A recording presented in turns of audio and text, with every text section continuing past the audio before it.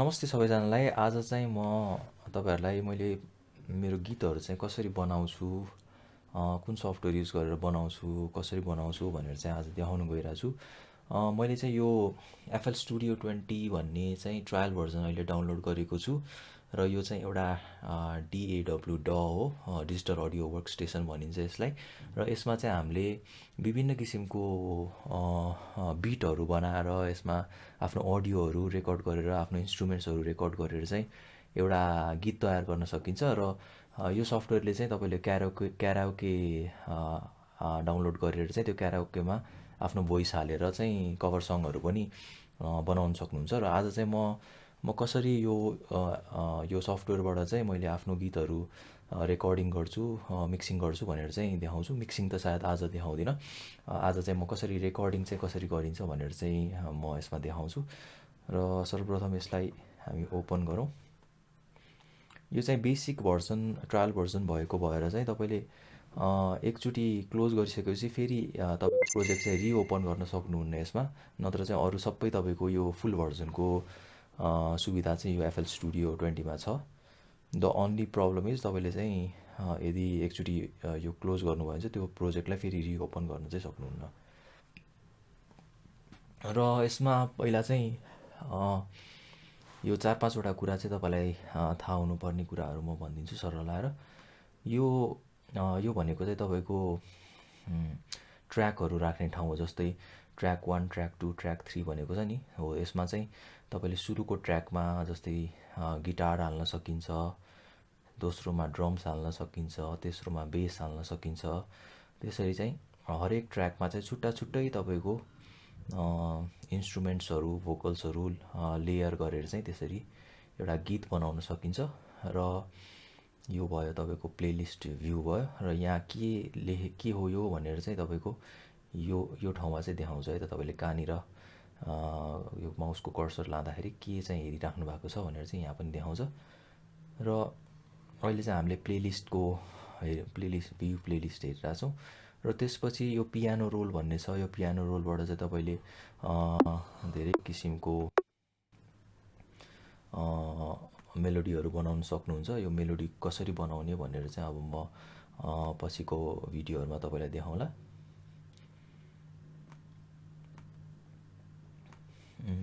त्यसपछि हाम्रो थर्डमा चाहिँ अब यो प्लेलिस्ट भ्यू भयो, यो पियानो रोल भयो। अब यसलाई चाहिँ हामी च्यानल ऱ्याक भन्छौँ। यो च्यानल ऱ्याकमा चाहिँ हामीले जस्तै मेनली चाहिँ लुपहरू बनाउँछु। जस्तै यसमा ड्रम लुपको अलरेडी यो टेम्प्लेटमा चाहिँ किक, क्ल्याप, हाइह्याट र स्नेयर भनेर चाहिँ यो ड्रमको लुप बनाउनुको लागि हामीलाई अलरेडी यहाँ एउटा लेआउट दिएको छ। र यसमा चाहिँ हामीले अहिले सिम्पल एउटा ड्रम बिट बनाएर हेर्छौँ है त।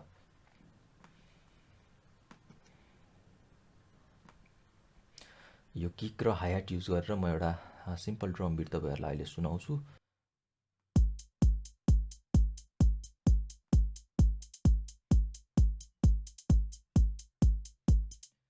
र यो च्यानल ऱ्याकमा चाहिँ यसरी हामीले लुपहरू बनाउन सक्छौँ। र यहाँ अरू कुरा तपाईँले प्लगइनहरू पनि युज गर्न सक्नुहुन्छ। यसमा धेरै कुराहरू गर्न सकिन्छ। र अहिले चाहिँ हामीले सिम्पली एउटा ड्रम लुप बनाएर अब यो लुपको चाहिँ अहिले हामीले प्याटर्न 1 भनेर नाम दिएको छौँ। यसमा चाहिँ हामीले अहिले रिनेम गरेर यसलाई ड्रम लुप भनेर लेखौँ यो प्याटर्नको नाम। र यो एउटा प्याटर्न बनाएपछि चाहिँ तपाईँले जस्तै ल अघिको मैले जुन प्लेलिस्ट भ्यू देखाएँ ट्र्याकहरू हाल्ने ठाउँ भनेर, त्यो ट्र्याक हाल्ने ठाउँमा चाहिँ तपाईँले यो लुपलाई चाहिँ माथि ल यो ड्रमको ट्र्याक एउटा बनाऊँ हामी। ड्रम्स भनेर एउटा ट्र्याक बनाएपछि यसमा हामी यो ड्रमको लुप पेस्ट गरिदिउँ।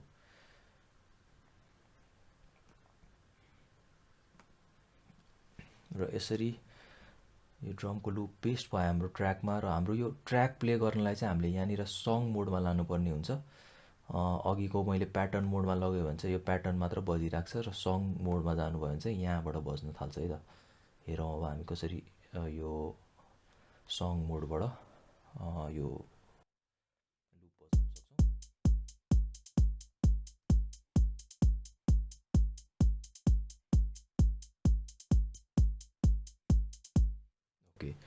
सो यो लुप पछि अब हामी सेकेन्ड चाहिँ अब एउटा गिटारको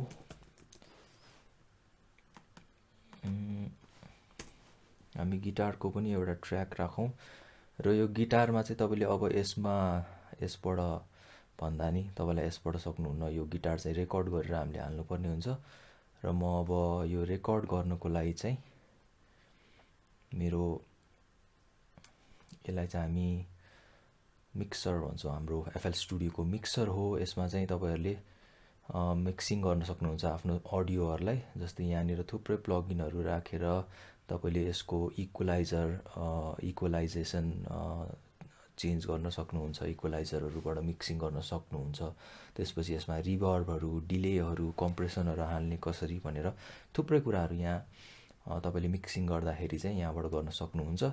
र रेकर्डिङ पनि तपाईँले यो हरेक ट्र्याकमा, जस्तै यहाँनिर गिटारको रेकर्डिङ गर्ने, यहाँ भोकल्सको रेकर्डिङ गर्ने, जस्तै तपाईँले लाइभ रेकर्डिङ गर्नुहुन्छ भने चाहिँ यसमा किक ड्रमहरूको पनि यहाँ रेकर्डिङ गरेर राख्न सक्नुहुन्छ। अब अहिले चाहिँ मैले यहाँनिर तपाईँलाई ट्र्याक 1मा नराखौँ, ट्र्याक 5मा राखौँ। ट्र्याक 5मा चाहिँ मैले मेरो गिटारलाई चाहिँ ट्र्याक 5मा मैले रेकर्ड गर्न लागेको छु। र यो एउटा अडियो सेटिङ सानो म मिलाइहाल्छु यो रेकर्डिङ गर्नको लागि। र यसमा तपाईँले, मैले अहिले यहाँनिर फोकस राइट भन्ने एउटा साउन्ड कार्ड मैले मेरो ल्यापटपमा जोडेको छु। र त्यो फोकस राइटको साउन्ड कार्डबाट चाहिँ मैले आफ्नो माइक पनि एड गरेको छु। र त्यो माइक चाहिँ मैले इनपुट 1मा छ मेरो माइक, र त्यसलाई सेलेक्ट गर्छु म। र त्यसपछि देख्न सक्नुहुन्छ मेरो यहाँनिर माइकबाट यो आवाजहरू आइरहेको छ। र तपाईँको यो डिक्स रेकर्डिङ गर्नको लागि यो पनि इनेबल भइसकेको छ। यसमा यस्तो छैन भने चाहिँ तपाईँले डिक्स रेकर्डिङ, आर्म रेकर्डिङ यसरी राख्न सक्नुहुन्छ। र अब म मेरो गिटार रेकर्ड गर्छु है त यसमा। So let me pick up my guitar first एकछिन। गिटार लिएर आउँछु है त, अलिक टाढा रहेछ।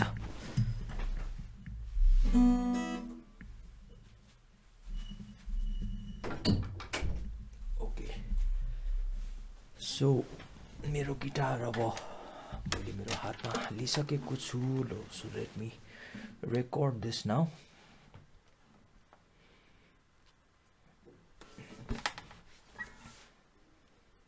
रेकर्ड गर्नुको लागि चाहिँ यो रेकर्ड बटन जब तपाईँले यो डिक्स रेकर्डिङमा क्लिक गरिसक्नुहुन्छ त्यसपछि चाहिँ रेकर्ड थिच्नुभयो हुन्छ। र यसमा चाहिँ हामीले यो सेकेन्ड अप्सनमा प्लेलिस्टमा चाहिँ रेकर्ड गरेर अडियो क्लिप जसरी राख्नु भनेर भनेको अप्सन चाहिँ चुज गर्छौँ, सेकेन्डवाला। So let me record this now.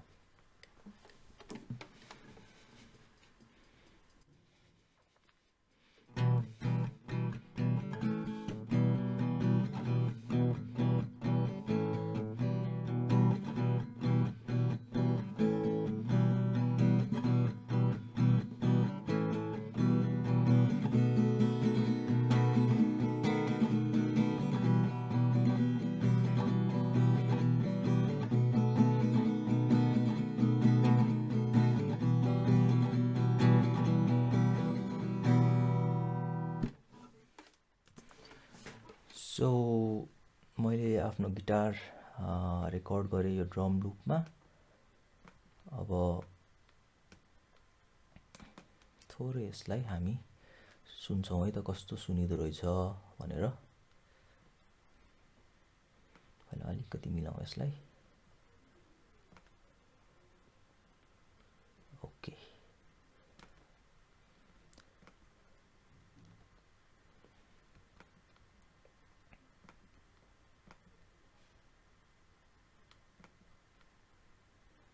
ल अब कस्तो सुनिँदो रहेछ भनेर चाहिँ म यहाँनिर तपाईँहरूलाई प्ले गरेर सुनाउँछु है त।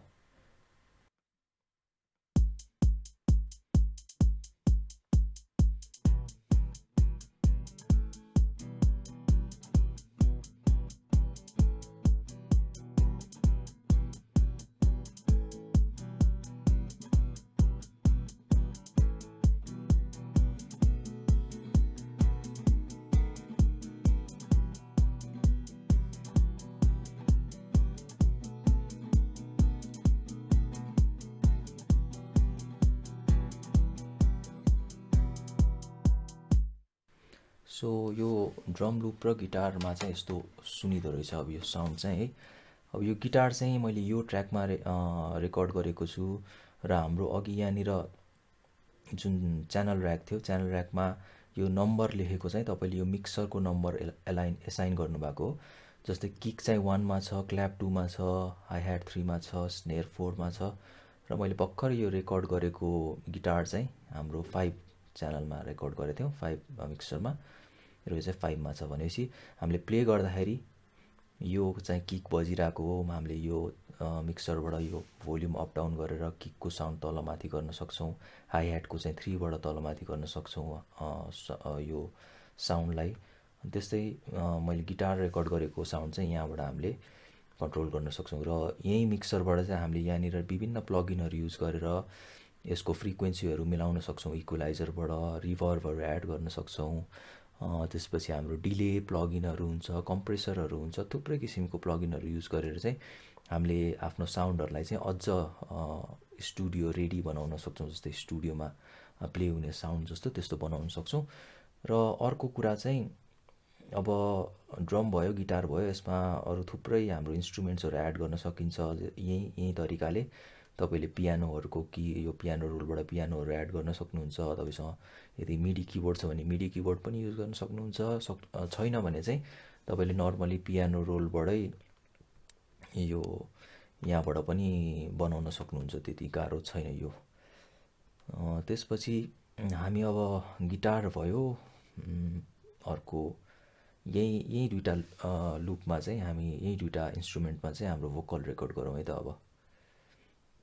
So let me make this setting first. यो मैले सेटिङ किन मिलाएर भने जस्तै यो ड्राइभर अनुसार चाहिँ साउन्ड सुन्ने नसुन्ने हुन्छ। त्यही भएर मैले यो अहिले ओबिएसबाट रेकर्डिङ गरेर भएर चाहिँ मेरो यो एफएल स्टुडियोको साउन्ड चाहिँ यो ड्राइभर चेन्ज गरेन भने चाहिँ सुनिँदैन। त्यही भएर मैले यो चेन्ज गरिरहेको छु अहिले है। यो चाहिँ अब रेकर्डिङ गर्नलाई मैले आफ्नो साउन्ड कार्डको ड्राइभर यो सेलेक्ट गरेँ। अब यसमा फोकस राइट युएसबी, मेरो साउन्ड कार्डको नाम चाहिँ यो हो। र अब हामी भोकलको ट्र्याकमा यसलाई रिनेम गरौँ भोकल भनेर। त्यसपछि गिटार, भोकल, यो ड्रमको पार्ट हो, किक, क्ल्याप, हाई ह्याट र स्नेयर। र अब भोकल रेकर्ड गरौँ है त हामी। माइक अब हामी भोकल रेकर्ड गरौँ यसमा। मैले यो सिक्स्थ ट्र्याकमा चाहिँ यो मिक्सर ट्र्याकमा चाहिँ भोकलको इनपुट माइक मिलाइसकेको छु। सो अब late me record my vocals है त।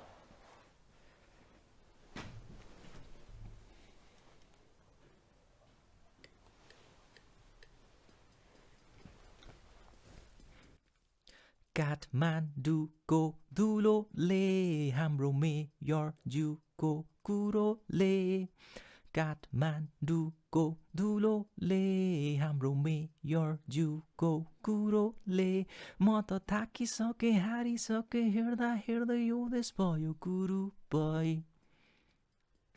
म त थाकिसके हारिसके हेर्दा हेर्दै यो देश भयो कुरूपै।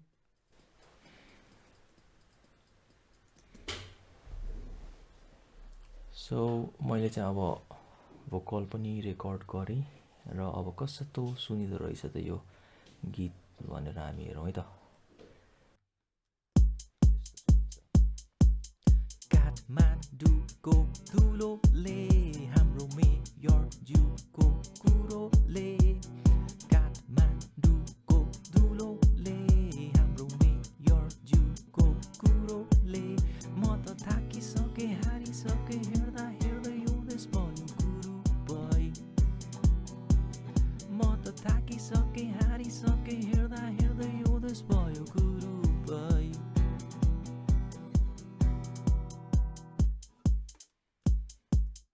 अब यो रेकर्डिङ भइसकेपछि चाहिँ हामीले अब यस्तै गरेर अरू इन्स्ट्रुमेन्ट्सहरू पनि यसमा एड गर्छौँ।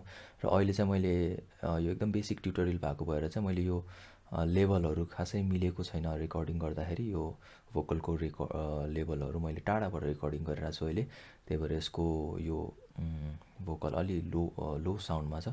त्यही भएर यो सबसे म्याक्सिमममा गर्दाखेरि पनि भोकल अलिक कम सुनिरहेको छ। तपाईँले रेकर्डिङ गर्दाखेरि चाहिँ त्यो कुराहरू चाहिँ ध्यान दिनुपर्ने हुन्छ। माइकको क्लोजनेस कतिको क्लोजबाट गर्दाखेरि चाहिँ तपाईँको साउन्ड चाहिँ राम्रो आउँछ भनेर चाहिँ आफैले एक्सपेरिमेन्ट गरेर पनि यो भोकलहरूको राम्ररी रेकर्डिङ गर्नुपर्ने हुन्छ। र यसमा चाहिँ अघि मैले यो चलाएको चाहिँ जस्तै मैले किकको बिचमा यो अलिकति साउन्ड कम गर्न सक्छु, हाई ह्याटको साउन्ड कम गर्न सक्छु र भोकललाई अलिकति माथि हाल्न सक्छु। यो चाहिँ तपाईँको हरेक सिङ्गल ट्र्याकको चाहिँ मैले भोकलहरू यो भोल्युमहरू चाहिँ यसरी मिलाउन सक्छु।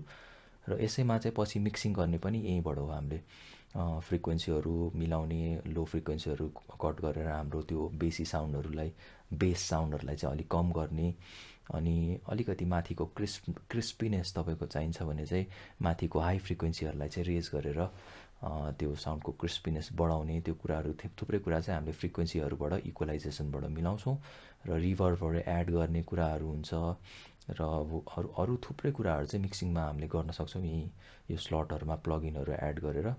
जस्तै यहाँनिर हाम्रो अहिले यो चाहिँ इक्वलाइजेसनको एउटा प्लगइन हो। यसमा चाहिँ मैले यो फ्रिक्वेन्सीको कुरा गरेर चाहिँ हाम्रो जस्तै हाम्रो कानले चाहिँ, ह्युमन इयरले चाहिँ 20देखि 20,000 हर्ट्जसम्मको साउन्ड सुनिन्छ।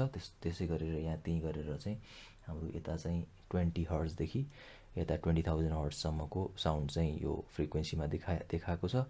र यो लो फ्रिक्वेन्सी यसरी घटाउने, त्यसपछि हाई फ्रिक्वेन्सी बढाउने, हामीले हरेक फ्रिक्वेन्सी चुज गरेर चाहिँ यसमा पनि खेल्न सक्छौँ हामी यो मिक्सिङ गर्दाखेरि।